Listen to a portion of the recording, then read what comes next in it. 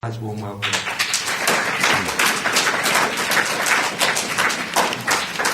I know I said some of this morning, I'm going to say it again because repetition works. But first of all, I like anagrams, and I just learned a couple of interesting anagrams following on from what Chris said about our friend Tony. PM Tony Blair, Prime Minister Tony Blair. PM Tony Blair works out on Tory Plan B. Tony Blair MA works out at abnormality. I think there's a lot of truth in anagrams, so I haven't worked out an anagram for my name yet. So we've come 7 years down the line as far as the LCA is concerned. Before that, we started campaigning in Norwich as the CLCIA in 1991 at the inspiration of some people who are here today, Jack and Tina and Charlie and Kathy and myself and a few other people. And the aim of the CLCIA was to try to get an active cannabis movement again, because the previous legalised cannabis campaign had fallen into some, I think they had some sort of arguments, but we thought they weren't doing enough. And there was a series of busts in Norwich. There was something like 30 houses raided, 5 restaurants, some garages, and it was a knock-on effect. It was they were going somewhere, the police were finding a notebook, an address book, they were going somewhere else, they were following them up, then they were going somewhere else, and there was hundreds of people arrested, literally, hundreds of people searched, and it ended up with a court case where there was about 5 people. But they were basically barging into people's houses, They caught one old lady in the toilet. I mean, she was 80 years old in the toilet, and they barged in on her. And this was terrible behaviour. So we started writing to MPs and writing to bishops and writing letters to the newspapers. Nothing. The newspapers didn't want to know. The MPs didn't want to know. Well, there was old Tony Banks. Tony Banks, I think, passed away. He was promoted to be the Minister of Sport, but in those days he was the only MP who was in any way pro-legalisation. We pushed on, and then all of a sudden, 5-6 years later, Howard Marks arrived. We went down to London and we said to Howard Marks, would you like to think about standing for election? We're looking for a candidate, and you're ideal. He said, well, provided it's a single issue. I don't want to complicate it with other issues. And Howard Marks stood in 4 constituencies, 2 in Norwich, North and South, also in Meath in Wales, and also in Southampton. He gained about 1.5% of the vote. Well, actually, when the result was declared, Howard's face dropped. He thought he was going to get a lot more votes. I kind of knew he wasn't, because I know what people are like. Howard didn't understand the full implications of what was happening, because after that, a Sunday newspaper picked up on it. Rosie Boycott, pro-legalisation at the time. Since then, I think she's turned against legalisation, and apparently now she's in favour again. But she must have picked up on it, convinced the owners of the Independent on Sunday that running a decriminalised cannabis campaign was a good idea. We could have a march in London. We could get lots of signatures on a petition, which they did. We could have a conference, and we could sell more newspapers, which they did.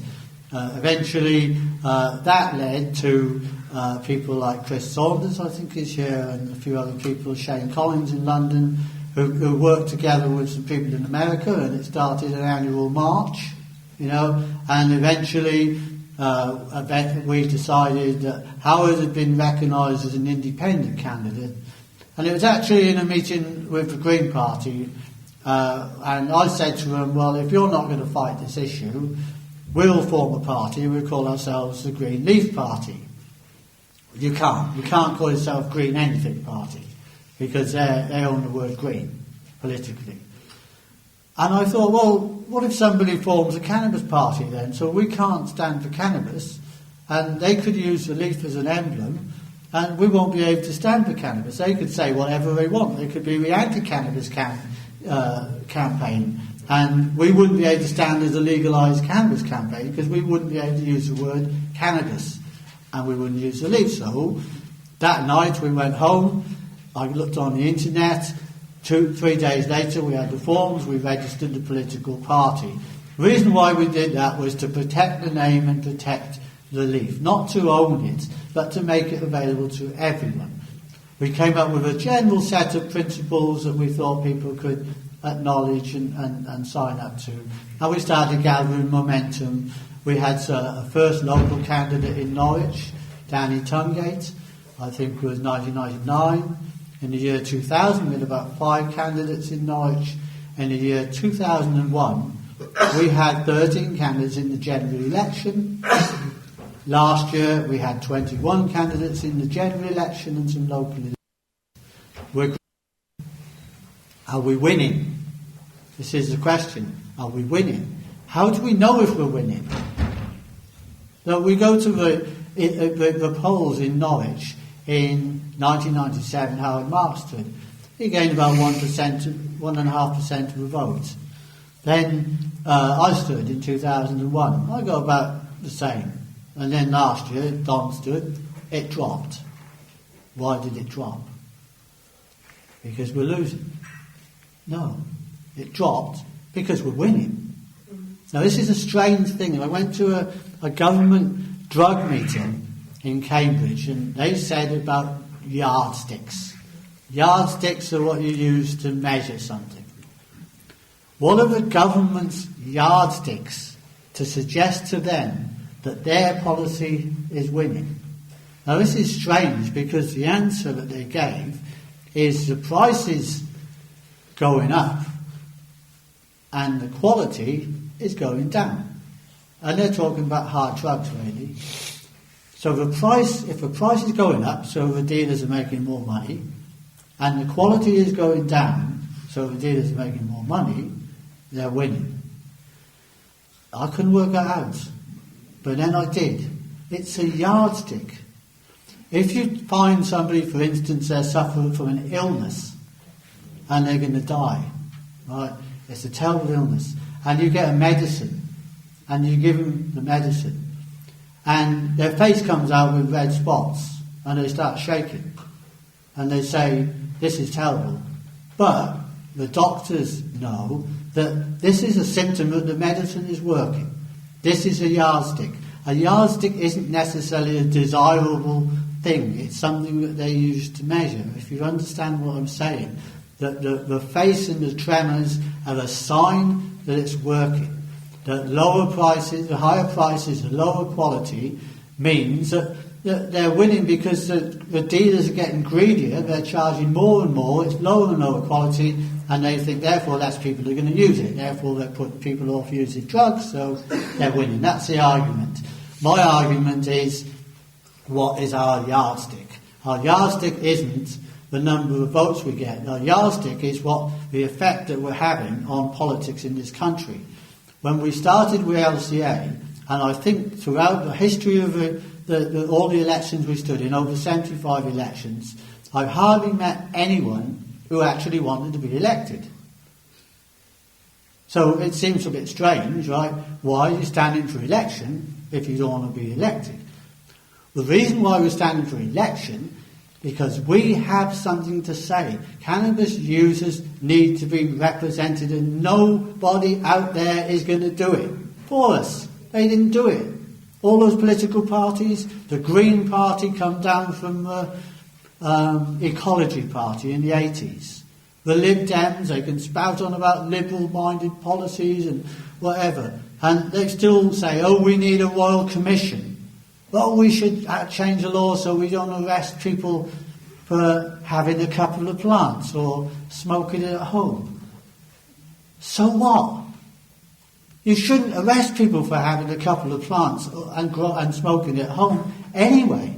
Even though it's illegal, you shouldn't arrest people for doing a private thing in private when they're not hurting anyone else. You don't have to advocate that people should be allowed to do that.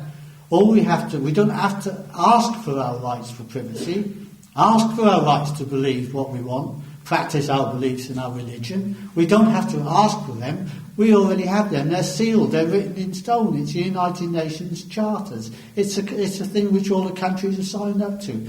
It says you can believe what you want. It doesn't say you have to be a religion. It doesn't say that some authority has to accept that it's a genuine belief.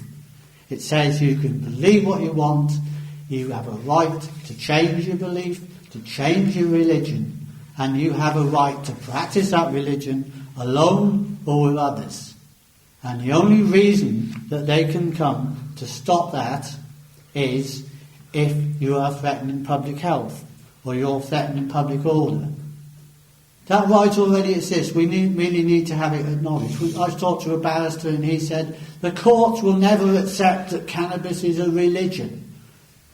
It doesn't say in the United Nations Charter anything about the courts have to accept it's a religion. It says you're entitled to your own religion. You are entitled to a national religion, but you are entitled to your own religion, your own beliefs. It's got nothing to do with the government. It's got nothing to do with the courts. It's got nothing to do with the United Nations. It's got everything to do with rights. Nobody represents that. We represent ourselves. So we come out, we start talking sense. I think we start talking sense.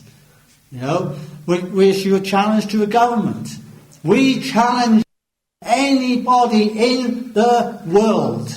Stand up here and convince this audience that it is right to prosecute somebody for having a joint in their own home, for growing a plant in their own home. Right? How can they possibly say it's right? I was on the radio and they said yesterday, and one of the questions was about the harm that cannabis is doing. An organisation has just said that it clogs the brain. If you smoke cannabis for 35 years, you'll end up like me. My brain's clogged. I'm sorry. Right? I didn't know it was illegal to clog your brain. Sugar clogs the brain if you have too much of it. Milk, chocolate bars. If you go and eat all those chocolate bars, you'll have a clogged brain. Drink all the coffee over there, you'll have a clogged brain. Take whatever you want. Do anything. Watch too much television. Sit at the computer too long. McDonald's will clog everything, yeah. Cancer. Yeah, so it's not illegal to clog your brain. So why are they suddenly talking about cannabis clogs the brain? Maybe it does, maybe it doesn't. And I said, look, I'm not a doctor. I'm not campaigning to stop people clogging their brains. Or I'm not campaigning so people could clear their heads and sort their lives out, because that's pointless, because they're not to do it. I'm campaigning to stop the people getting arrested when they don't deserve to be arrested. And I think that has always been for me the focal point of the LCA, the focal point of the campaign. And other people, we see advantages to legalisation, increased medical access, stuff like that. We see advantages to that. And the environmental advantages. I'll tell you what, from my personal point of view, I don't care, I do care, but for the point of the argument, I don't care about the environment. I don't care about your medicine. I don't care about the purity of cannabis. I don't care. What I'm saying is, I do care about all that, but what I'm saying is that is irrelevant. It doesn't matter if it's got no ecological benefit and no medical benefit and nothing. It is still wrong to come into your house and arrest you for smoking a plant. It's still wrong. It doesn't matter. The rest of it, cannabis is a wonderful plant. That's the reason why it's banned. It isn't banned to stop people smoking it. It isn't. It is banned to stop industry. Briefly, somebody mentioned, I think it was Chris mentioned, the American Civil War. The North, good old North of the line, fought the bad old South to release the slaves. The North was the industrial North, the South was the agricultural place. Yeah, release the slaves. Where did the slaves go? They all went north and worked for a pittance in the factory. They weren't called slaves, they were called workers. That built the factories up. This plant is the plant of the people. We can grow our own medicine, we can grow our own clothes, we can make our own houses, we can oil our own cars, we can fuel our own cars, our own planes, we can have our own religion, so many things that this plant can do, right? And they want to ban it because I want to have a joint. Doesn't make sense. So I haven't even got to the first little bit of my speech yet. Plenty more time. Yeah. So 1% of the votes last general election. In terms of Parliament, if we had PR, true PR, we'd have 6 MPs, 6.5 MPs. I said this morning I was going to do half. 6 MPs, right? 6 MPs can change the government. 6 MPs can have an effect. So can 1% of the vote. Despite the Iraq war and the anti-Iraq war, despite the anti-ID cards, despite everything else, all the other political issues, despite all those parties moving their policies a little bit closer to us, despite that, we still had 1% of the population, it's about 500,000 voters if it was national, they still voted LCA because they think it's important, because the others aren't getting the job done. They say, the LCA, if they're elected, they can't run a government. Well, Labour can't run a government.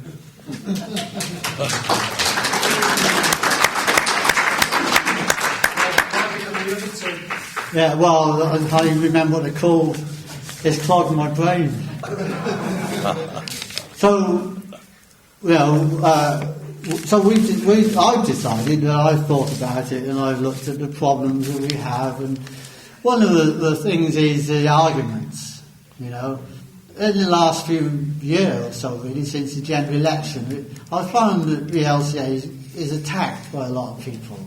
They say, I do this, I grow weed, I'm a medical user, you don't represent me, blah, blah, blah, blah, blah. I say I don't care, I'm not there to represent you, I'm there to represent me. We're there to represent the LCA. If you want to agree with us, great. If you don't, why are you attacking us? I'll tell you why they're attacking. Because we're winning. That's simple. We're winning. And they don't want it for some reason. They've got their own motives. And we never know who they are because they all use nicknames and send emails. So the wrong people are punished. This is what I want to say. Some people who are involved with cannabis deserve to be punished. In fact, they deserve to go to prison. You know why? Because it's not cannabis. They're selling soap bar. They're selling squidgy black. They're selling plants that may be sprayed. They're not doing it properly. They don't care. They're trying to make money. Right? Now, if cannabis was legalised tomorrow, soap bar would be illegal. It's simple. If somebody sells a dirty pint of milk, you go nick them. You take them to the public health, whatever. Same with cannabis. If it's legal and it's not the right weight, or it's sprayed with some chemical and they basically detect it, or it's got pollutants in it, it's still illegal. That's what I believe will protect people. So we now got to a stage when, funny enough, this challenge that we've been issuing for the last few years, and all of a sudden, we didn't get a lot of votes in Norwich last year, but we had a man sitting there next to Charles Clarke, and Charles Clarke finally agreed he'd meet us. So there was a meeting in London, they went down to a meeting in London, it's postponed at the last minute, but they had a mini meeting. Now we've got 2 more meetings. Now we're going to, Dom and maybe other people, I'm not sure, will go to the first meeting, I'll go to the second meeting. What am I going to say? We want cannabis legal. What's Charles Clarke going to say? We don't. You're not getting it in the meeting. Point is going. So I thought, let's try a different approach. Let's try a hand across the table and say, look, in all honesty, are you happy with the situation is at the moment? In all honesty, are the mental health, Mind is the one. I think Mind or Sane they call themselves. Insane, and they basically they're arguing to keep it illegal. But they're not happy with the situation at the moment. We're smokers and the growers and the users, and we're not happy with the situation at the moment, and the government's not. So why don't we start talking and see if we can get somewhere with this? Firstly, the wrong people are being punished. The medical users are being punished. The people who don't have victims, who are not making a nuisance of themselves, are being punished. And the people who grow it for other people to use as medicine and don't sell it, they just give it to them. Secondly, when you're faced with a law that just seems to be total nonsense, you become alienated to the law. You start to wonder about all the other laws. If they're going to tell us this and they're going to tell us this, well, they said cannabis is bad for you and seems all right. Well, maybe heroin's all right. Maybe cocaine's all right. Sure, for some people it is. Maybe alcohol's all right. For some people it isn't. But at the end of the day, they'll go on and on, arresting the wrong people. And I would like to say to Charles Clarke, you use your yardstick and you convince me that the quality is going down and the price is going up, and therefore you're winning. I tell you what, as far as weed's concerned, the price is going down and the quality is going up, so they're losing. So they tell me what is the point of what they're doing. As far as the law is concerned, it doesn't matter why you use cannabis, you're breaking the law anyway, you could get arrested, you could be sent to prison. This is a major sort of step forward, really, getting this meeting with Charles Clarke. And what I want to do is open it up so that lots of people can have consultations with the government. And Charles Clarke's already agreed that he will listen to us and he will actually advise us, ask us for our opinions.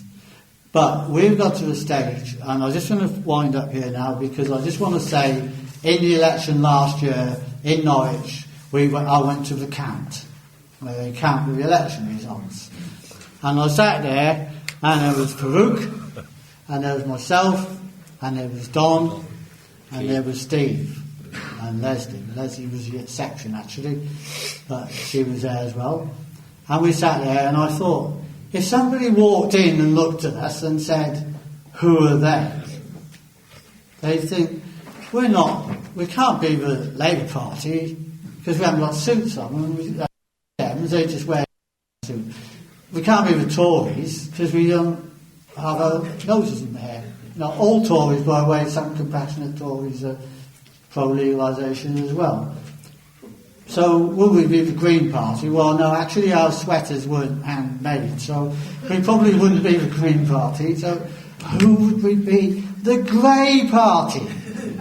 We're all going grey, we're all in our 50s, some of us are in our 60s. What are we doing? We're fighting for kids, and we're fighting for this, and we're wearing ourselves out, and we're racking our brains, and people are saying you need a new approach. We do. We need new, younger people. We need to sort out this LCA. One of the problems is that the activists and the admin are the same people. The people who actually do all the work, like me and Clara and Don and Hugh and Pete, they run around, read all the work, and from my own experience, I'd rather be writing letters to the press and stuff like that than doing filing and stuff like that.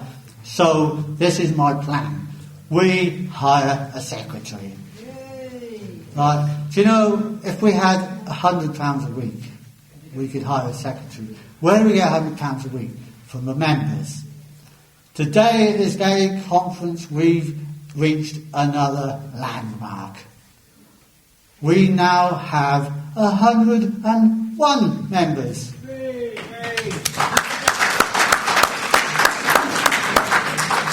£55 a week. Now, I want to ask you all whether you're a member or you're not a member. Right? We can't expect that 101 members to do this. So I'm saying if we can get 50 or 60 people, we're on a winner. Right? go and find in the next month 1 new member or 2 new members. It's 50 pence a week. They can pay it on standing order, £2 a month. They can pay it £12 for 6 months. They can pay £24 for a year. When we reach the 200 member mark, we will have a secretary. It will all change. The activists can be active. The secretary will do the job. If the secretary doesn't do the job, the secretary can be sacked. And we get on with campaigning, and we can, with that, I believe, achieve our aims. Thanks. Okay, Alun, thanks a lot for your speech. Thank you.